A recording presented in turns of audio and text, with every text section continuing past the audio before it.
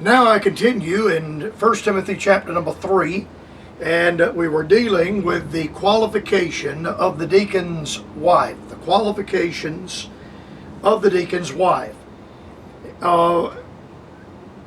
Even so must their wives be grave, not slanderers, sober, faithful in all things. Let the deacons be the husbands of one wife, ruling their children and their own houses well. Now, I've dealt with the fact that the deacon's wife must be grave. Secondly, she must not be a slanderer. Third, sober. It carries the idea of being sober-minded. Obviously, the idea of intoxicants and intoxicating beverages or intoxicating substances, for that matter, would obviously be off limits. I want to deal with the matter of faithful in all things. This is a characteristic that I see that is worthy of all born-again believers, and is a characteristic that is lost, I think, by and large in modern society, in modern Christianity. This is something that is lost. The matter of faithfulness, faithful in all things. This matter of faithfulness is one that is consistent. They are in a faithful manner.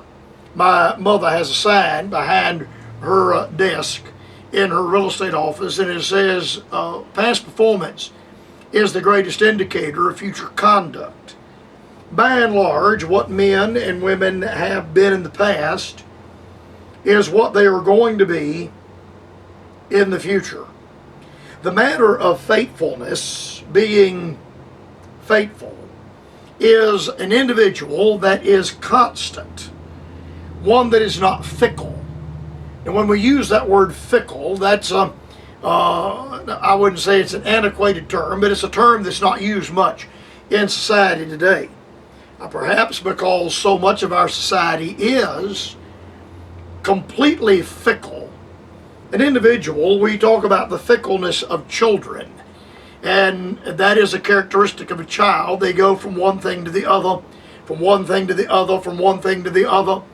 And that's why children have a room full of all kinds of toys, and none of them are worn out.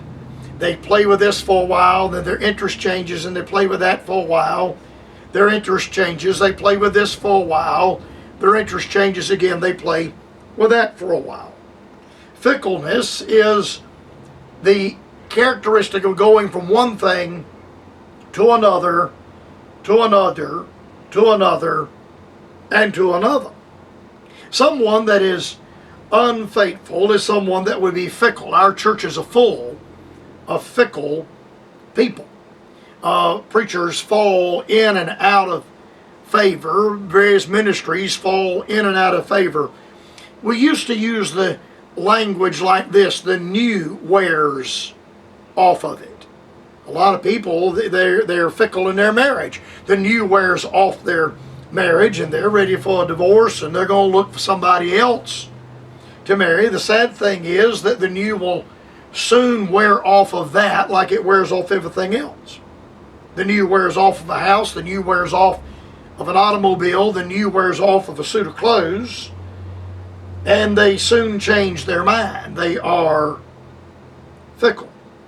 Someone that is faithful is someone that is constant in the performance of their duties.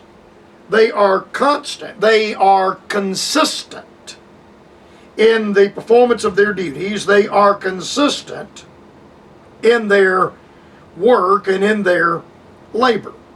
They are faithful. They are faithful in the truest sense of the term. But there's another idea of this matter of faithfulness. The deacon's wife is to be faithful in all things. So obviously there would have to be a faithfulness to the truth, a faithfulness to the faith, a faithfulness to their duty, a faithfulness in the performance of their services, Obviously, there would have to be a faithfulness to their marriage vows and their marriage covenant. There would have to be faithfulness in the truth. You know, there are some people in society that are not comfortable with the area of the truth. There are people in politics that are uncomfortable with the matter of the truth. I think the whole rise of Antifa and all the rebellion and the tearing down of statues and all the anarchy that we have observed in the year 2020 is because there are people that are made uncomfortable when they read the Constitution, when they read the Bill of Rights, when they read the 10 Bill of Rights. They become very uncomfortable. When they read the writings of the men that were the framers of our country, Jefferson and Madison, the other Federalist Papers, they're not comfortable with that. Those same individuals that are tearing down statues would be most uncomfortable if I read from Romans chapter number 1 and read all of the chapter. They'd make them terribly uncomfortable. They're uncomfortable if I read from Romans chapter number 3 or Romans chapter number 6 and deal with the matter of sin. They become extremely uncomfortable. Someone that is made uncomfortable like that is not going to have any conformity to the truth. They are not conformable to the revelation of the truth. You realize it is the purpose of God with the born-again believer that it is the will of God that the believer be conformed into the image of God's Son, Jesus Christ. So this matter of faithfulness involves not only the things that I've dealt with, but at the very heart of faithfulness must be honesty.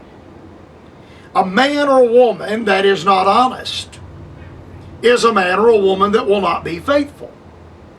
A man or a woman, and this is speaking about the deacon's wife, a man or a woman whose word is not their bond is not going to be faithful.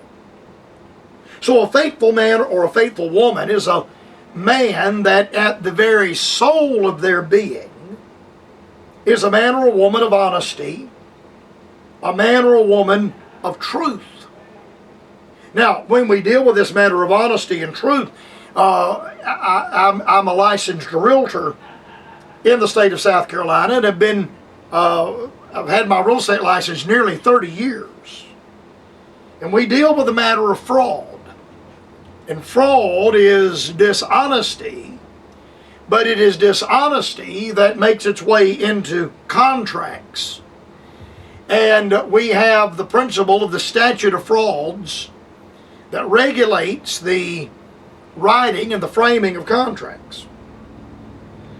When something is put into a contract or an agreement with a willful intent to mislead, that, my friend, is fraud. That is fraud.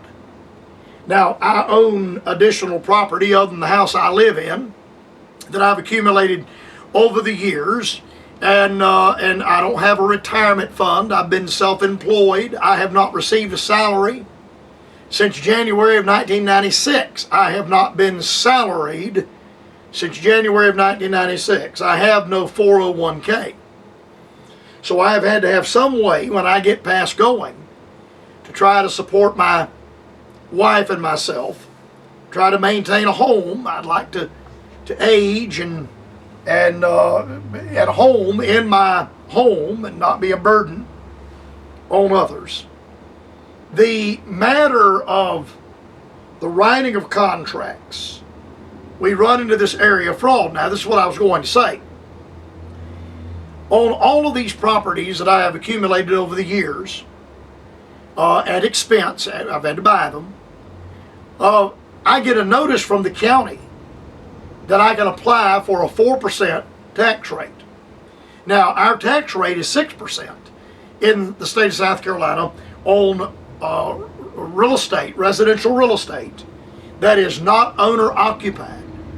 But on your house, you can have one piece of property, your domicile, where you live, that you can get at 4%. That's a 50% reduction in taxes. There are men and a few women that have applied for the 4% property tax on property they don't live in. They know they don't live there. And some of them have received a 4% tax rate for decades. Decades. And they have beat the state and the other taxpayers in the state out of 50%, a 50% reduction on their tax rate. And they've done that knowingly. I mean, I know which house I live in, and I know which house I don't live in. And when I moved out of the house that my wife and I bought when we married and set up housekeeping in, we lived there 17 years, then moved in the house where I live now.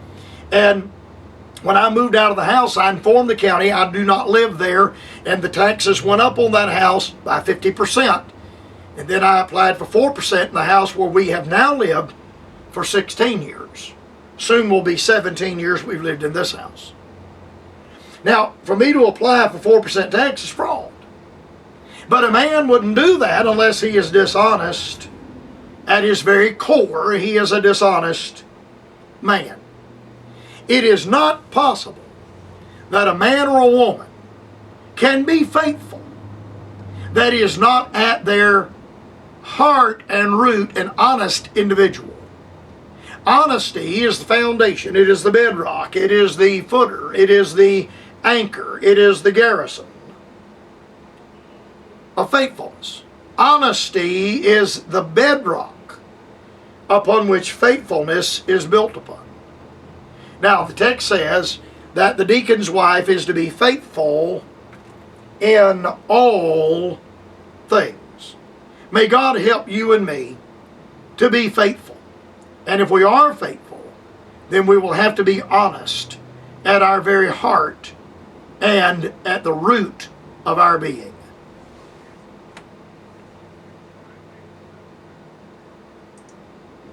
Right spot hour at Post Office Box 4, Greenville, South Carolina 296